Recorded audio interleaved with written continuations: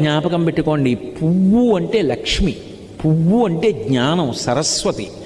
పువ్వు అంత కోమలమైనది, పువ్వు అంత పరిమళంతో కూడుకున్నది, పువ్వు అంత మంగళప్రదమైన వస్తువు లోకంలో లేదు. అందులో ఎర్రటి పువ్వు కానీ నేల మీద పడి ఉందనుకోండి, ఎవరైనా సరే దాన్ని తీసేయాలి ముందు, అది కింద ఉండకూడదు. ఎందుకో తెలుసా? ఎర్ర పువ్వు కింద పడి సువాసిని కానీ ఎవ్వరూ తొక్కకూడదు, సువాసిని ప్రత్యేకించి తొక్కకూడదు. ఎందుకంటే అది సౌభాగ్య వస్తువు ఎర్ర పువ్వు.